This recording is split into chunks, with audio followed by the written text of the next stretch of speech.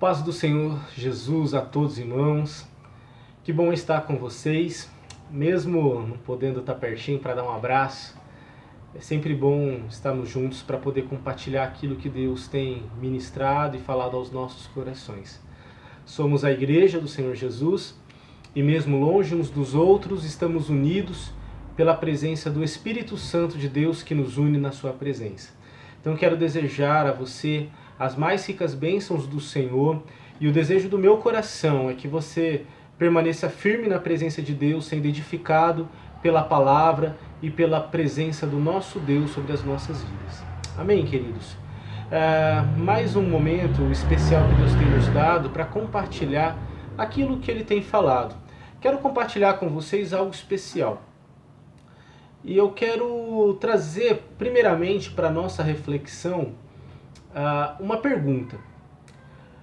Como é que você vai sair desse isolamento? Como você estará quando tudo isso acabar? Como estaremos? Essa será a nossa reflexão de hoje. Vamos ler a palavra do Senhor. Tiago, capítulo 1, versículo 2 ao versículo 5. Meus irmãos, considerem motivo de grande alegria o fato de passarem por diversas provações, pois vocês sabem que a prova da sua fé produz perseverança, e a perseverança deve ter ação completa, a fim de que vocês sejam maduros e íntegros, sem lhes faltar coisa alguma. Se algum de vocês tem falta de sabedoria, peça a Deus, que a todos dá livremente e de boa vontade, e lhe será concedida. Amém. Queridos, essa pergunta eu tenho me feito, tenho também buscado refletir como que tudo estará, ou que bem tudo isso provocará nas nossas vidas. E não só em nós, mas pensar num âmbito um pouco maior, além da nossa vida, além do nosso mundo. Como que as coisas vão ficar depois que tudo isso passar? Por exemplo, como que ficarão as instituições políticas depois dessa pandemia? Ou seja, toda essa calamidade mundial, ela tem sido algo que tem ajuntado ou tem dispersado e polarizado as instituições políticas? Pensando na economia, quais são os efeitos que essa pandemia tem causado na nossa economia? E a gente tem visto isso com repercussão até mesmo mundial. Alguns especialistas dizem que nunca, desde a quebra da Bolsa de Valores dos Estados Unidos em 1929, nunca houve um ataque tão forte à economia mundial como essa do Covid-19. E nós temos visto os efeitos dos desempregos, das pessoas que têm sofrido com toda essa falta de movimentação econômica nos nossos dias. Estamos sendo afetados? Isso daí pode ser algo que está mexendo com as pessoas? Com certeza. Mas o que isso provocará? Uma mudança? As pessoas passarão após essa situação, a ter um dinheiro de reserva, a buscar empreender em algo que vai dar uma estabilidade, uma sustentabilidade maior aos seus negócios e à vida financeira. O que a situação econômica que tem sido provocada e tem sido mexida tem gerado com as pessoas? Algumas pessoas estão se sentindo realmente sem chão, totalmente perdidas. Por quê? Porque colocavam a sua fé, a sua esperança, a sua força nos bens materiais. E agora que estão muitos deles sem empregos, sem rendimentos, estão se vendo perdidos, numa completa desorientação geral. Por quê? Porque estavam fundamentando a sua vida nas suas economias. Como que vai ser a situação da saúde pessoal e pública depois dessa pandemia? As pessoas que se gabavam da sustentabilidade da sua força jovial, agora estão repensando, porque achavam que a doença poderia atingir apenas outros, mas tem às vezes alcançado pessoas perto, próximo, que estão sendo atingidas. Aqueles que se sustentam na sua própria força precisam rever o seu contexto. a gente precisa rever até o contexto de família. Por quê? Porque esses momentos de confinamento têm dispersado inúmeras situações e reações dentro do ambiente familiar, conjugal, entre pais e filhos, entre irmãos. Tudo isso tem mexido no contexto. Só para termos uma ideia, eu vi uma estatística onde fala que nesse momento de confinamento, o índice de violência domiciliar contra a mulher aumentou 30%. As mulheres passaram a ser agredidas fisicamente, verbalmente, 30% a mais do que em outros momentos. O contexto familiar está mexendo. Mas eu queria pensar também com vocês, não vamos entrar em outras esferas, mas principalmente na questão religiosa, na nossa questão de relacionamento com Deus. O meu questionamento, a minha questão, a minha reflexão é: como que as igrejas elas responderão a tudo isso? Como que elas se comportarão após essa situação da pandemia? A igreja vai ficar mais madura ou vai ficar mais fragilizada?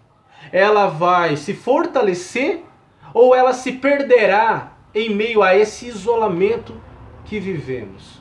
Você percebe, irmãos? Eu me preocupo. Eu me preocupo por quê? Porque eu sei que essa situação de isolamento, de não podermos nos reunir nos cultos dominicais, nas igrejas, isso daí é uma situação que tem mexido com muitas famílias e com a espiritualidade de muitas pessoas. Por que eu digo isso? Porque, queridos, infelizmente nós acreditamos e sabemos que existiam e existem pessoas que buscavam a Deus apenas aos domingos, na igreja. Buscavam a Deus apenas com o auxílio dos sacerdotes, sejam pastores, sejam padres, sejam líderes espirituais. E agora não existem mais essas pessoas que estão ali diretamente para auxiliar nessa busca.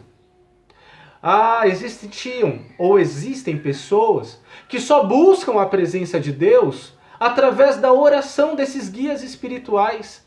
Mas agora, esses líderes espirituais não estão próximos para orar, para impor as mãos, para interceder mediante seus pedidos pessoais. Queridos, como ficará a tua vida espiritual depois dessa situação? Reflita aí com você, pense.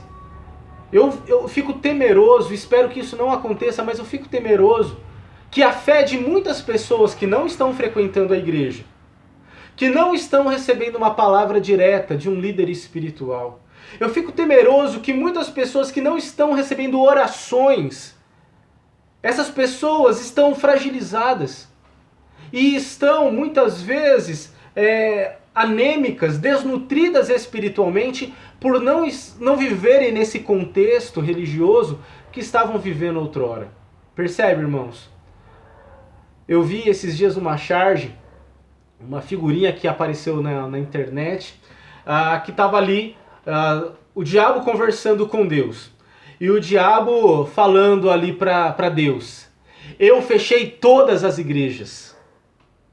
E aí Deus ali falando: mas eu abri uma igreja em cada casa.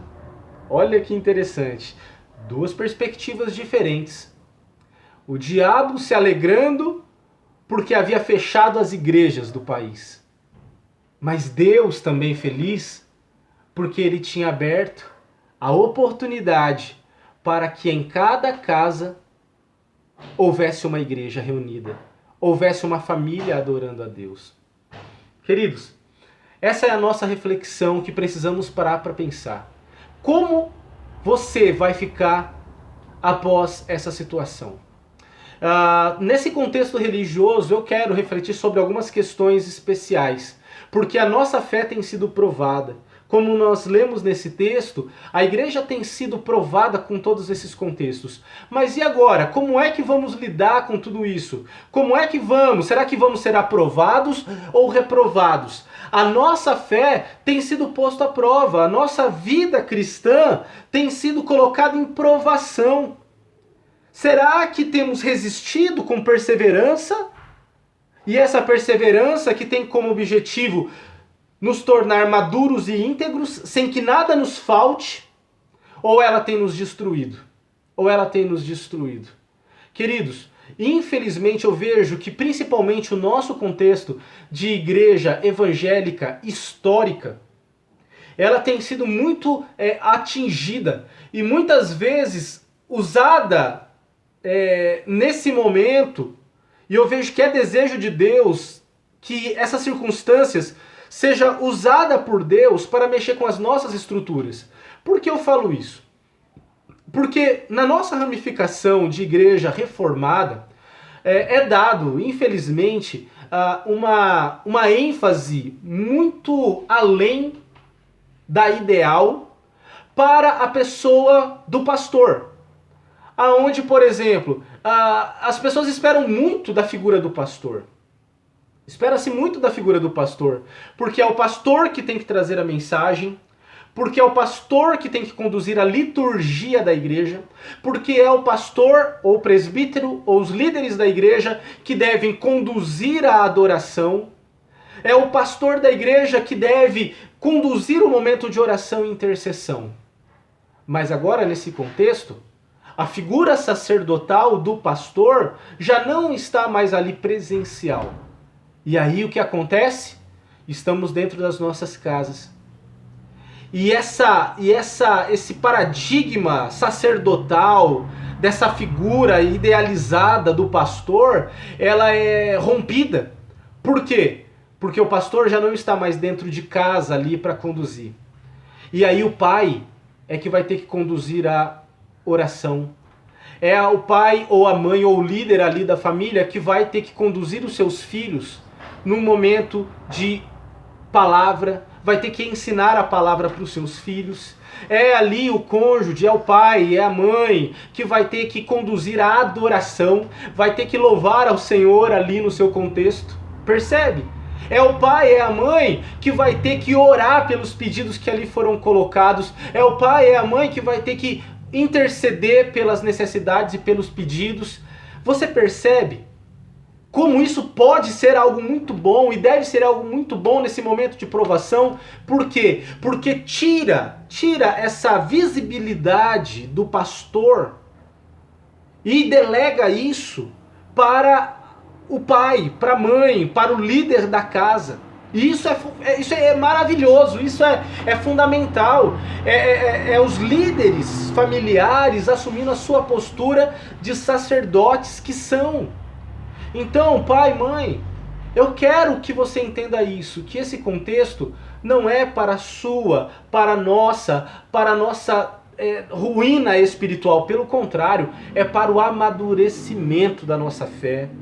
É para o nosso aperfeiçoamento na verdade da palavra de Deus. É a gente entender isso, que cada casa se tornou uma igreja. É que cada família se tornou uma comunidade cristã. E isso é importante a gente entender isso. Eu acredito que não estamos vivendo ainda num contexto de perseguição religiosa, aonde é proibido estar em um local de culto, de adoração, e termos que fazer os nossos cultos secretamente. Não chegamos nesse nível, não chegamos nesse ponto.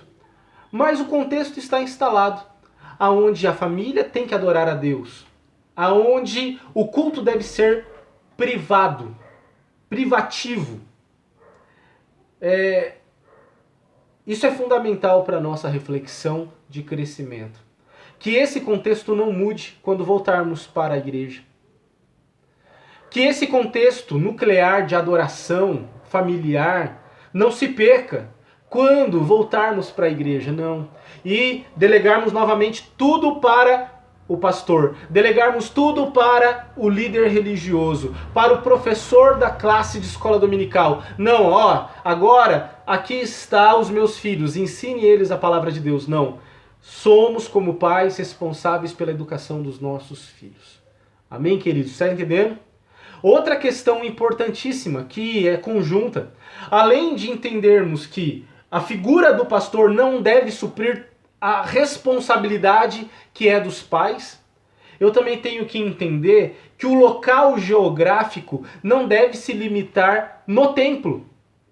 A adoração não deve se limitar a um espaço geográfico, que é o templo. Ou seja, eu vejo que está correta essa perspectiva de que a igreja, queridos, não é o único local de adoração. E nem foi o primeiro local de adoração.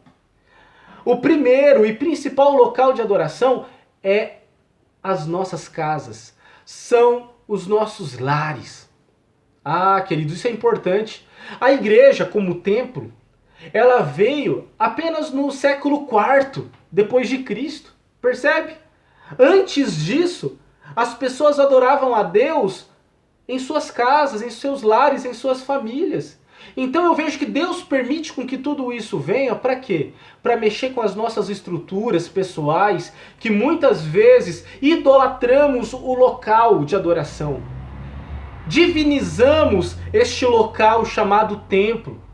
Valorizamos de uma forma superdimensionada as nossas igrejas, queridos. Ali na nossa igreja é apenas prédio. Percebe? Ali a nossa igreja é um local maravilhoso, presente de Deus, coisa maravilhosa, glória a Deus. Mas a gente não pode se esquecer que ali não é um lugar que é mais sagrado do que outros. Ali não é mais sagrado que a minha casa. O templo, prédio, não é um lugar que deve ser supervalorizado do que a minha casa. Não, não, não. Tudo começa nas nossas casas e nos nossos lares. Terceira questão, ó.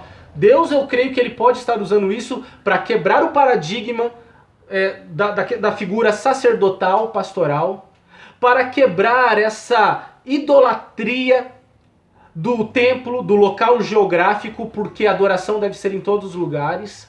E terceiro, eu vejo que Deus também quer quebrar essa idolatria ou a restrição do culto para um dia da semana. Ah, não é mais agora o domingo, é todo dia. Não é mais só no domingo, no templo com o pastor, não. É em todos os lugares, com toda a minha família, adorando ao Senhor de coração. Percebe? Queridos, todo dia é dia de adorar a Deus. Se eu entendo, olha só, entendo o raciocínio. Se eu entendo que eu não preciso do pastor para adorar a Deus e me conduzir em adoração até Deus, eu sei que eu posso fazer isso com a minha família. E se eu sei que eu não preciso estar na igreja para adorar a Deus, porque eu posso adorar a Deus na minha casa, eu também tenho que entender que eu não preciso esperar o domingo para cultuar a Deus. Eu posso muito bem cultuar a Deus na segunda, na terça, na quarta, na quinta, na sexta, no sábado, no domingo.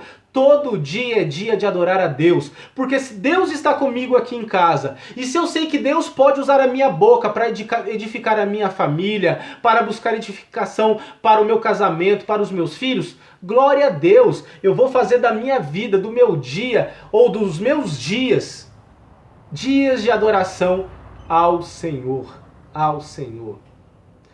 Queridos, o que eu espero é que você saia mais forte, mais maduro, mais aperfeiçoado no seu caráter cristão dessa pandemia. Que você saia desse contexto de isolamento mais forte. Que as nossas igrejas saiam mais fortes. Que não haja ninguém que fique para trás por não conseguir manter a sua fé, porque estava esperando de um pastor, porque estava esperando voltar a se reunir na igreja para adorar a Deus, porque estava esperando um domingo para voltar para a adoração. Não. O desejo do meu coração é que todos nós como igreja presbiteriana, independente do Jardim Bandeirantes, e todos aqueles que se dizem ser cristãos possam buscar a Deus com toda a maturidade e saiamos desse contexto ainda mais fortes, ainda mais maduros, ainda mais fortalecidos na palavra de Deus, queridos. Porque aí, o que vai acontecer? Eu não vou para a igreja para buscar a Deus, força para minha semana. Eu já vou estar fortalecido durante a minha semana e chegarei no domingo para celebrar a esse Deus maravilhoso, que é o nosso Deus, que é tremendo e digno de todo louvor e de toda adoração. Amém, queridos? Que você possa buscar firme a presença do Senhor, mantenha-se firme, não desanime, continue fazendo seus devocionais, continue fazendo seu tempo de adoração ao Senhor, seja pelas manhãs, seja no almoço, seja à noite, à tarde, não importa, mas cultive, irrigue, adube, faça e crie todas as condições para que a palavra, a semente da palavra de Deus cresça e frutifique na sua vida. Amém, queridos? Que Deus te abençoe. Eu quero orar por você para que essa fé que vem através da palavra de Deus possa te amadurecer, possa nos forjar e nos tornar mais fortes e maduros na presença do nosso Deus. Vamos orar? Pai querido, queremos engrandecer e glorificar o teu nome. Sabemos que tudo acontece com a tua permissão. Sabemos, ó Pai, que por mais que todas as estruturas mundiais estejam sendo mexidas com esse contexto, nós acreditamos que o Senhor ainda pode fazer com que isso coopere para o nosso bem. Eu peço que o Senhor traga, Pai, fortalecimento para a tua igreja espalhada por esse mundo. Igreja que precisa repensar o seu jeito de ser igreja. Igreja que precisa pensar na sua forma de viver a palavra de Deus. Ah, Pai, que o Senhor nos ajude, nos amadureça e nos forge a cada dia mais, mediante a ação do Teu Espírito Santo na nossa vida. Que o Senhor nos abençoe, guarde cada irmão, guarde cada irmã e que juntos Te adoremos em espírito e em verdade. Não apenas na igreja, mas nas nossas casas. Não apenas no domingo, mas todos os dias. Não apenas com o auxílio do pastor, do líder espiritual, mas através do entendimento desse sacerdócio que deve ser do pai, da mãe, de cada um que se diz cristão. Pai, que o seu nome seja bendito, hoje e para sempre. Amém. Amém. Amém, queridos. Que Deus te abençoe, que Deus te fortaleça e que o Senhor derrame graça abundante sobre você, sobre a sua família, hoje e para sempre. Amém e amém. Que Deus te abençoe.